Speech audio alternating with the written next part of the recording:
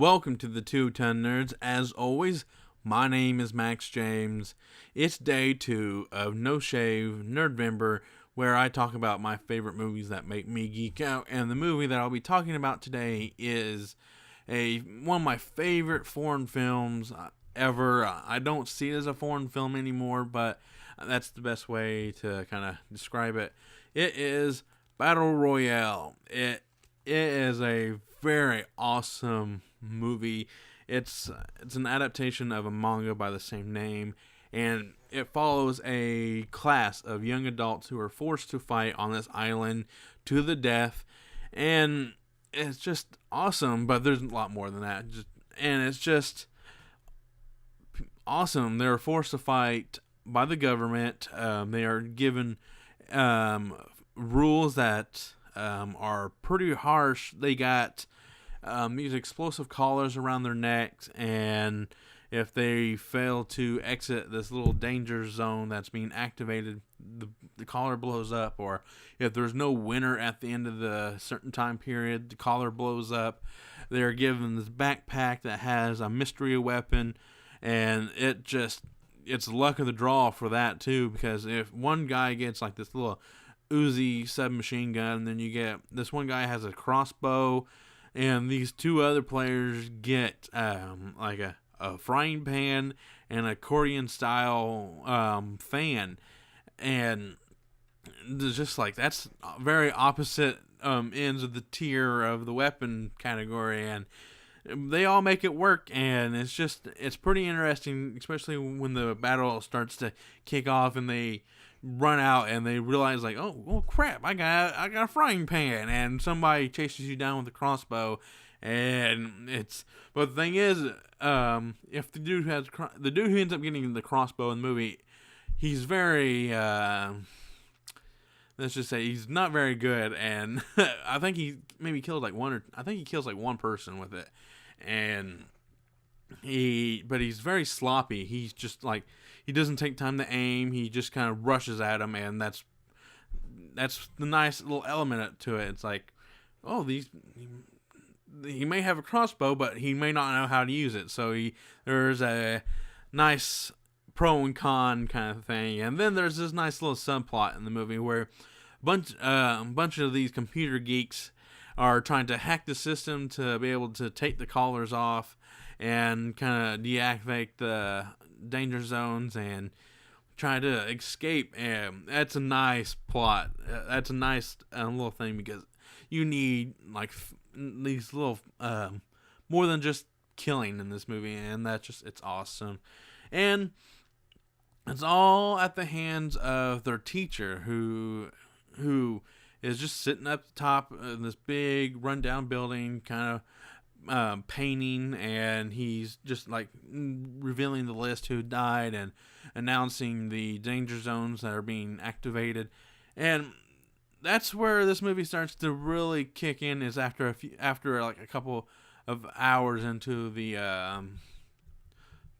what's it called, the Battle Royale. That's when the manipulation starts to really set in with some of the players who are able to do that. I think one of the female contestants actually kind of starts using her feminine wiles to kind of take over to kill people, and there's a few graphic scenes that consider that. I mean, they don't show anything, but it shows the aftermath of all that, and it's like, oh wow.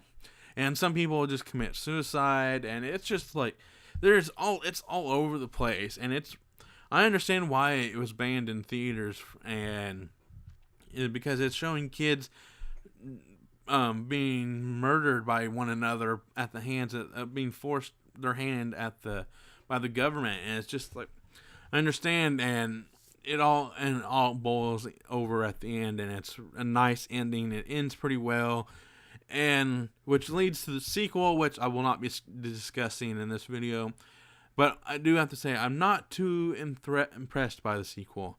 The first one was so awesome. I do have the theatrical and the director's cut. The only real difference is that it shows more interaction between the students at like a basketball game, and showing that how they were really truly friends. I mean, and then this moment in their life where they're forced to kill one another just goes out the window, and it's just like, oh wow, it's like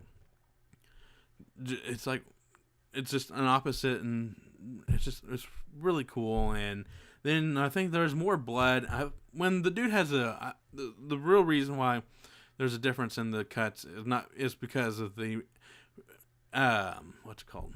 How do I want to call it? It's more CGI'd. I didn't. It kind of bothered me a little bit because I remember the original being there's no bullet holes in them because this one dude has an Uzi.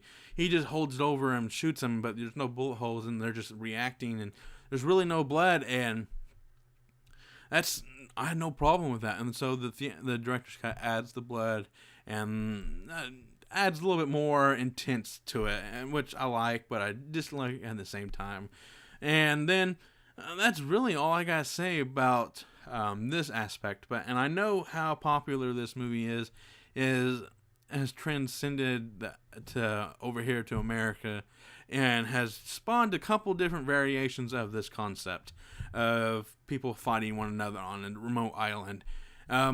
You got The Condemned, starring Stone Cold Steve Austin, but that one uses criminals, so you don't really feel so bad about all of them. I know Steve Austin isn't technically a criminal in that movie, spoiler, but he's forced to play anyways. Then you got The Hunger Games, which forces people under a certain age to fight for their district, and it's just I like Battle Royale. I understand they kind of took the concept from that and made it their own, but Battle Royale will always be the first, and it will always be the best, regardless of how much money Hunger Games made or how well people like The Condemned.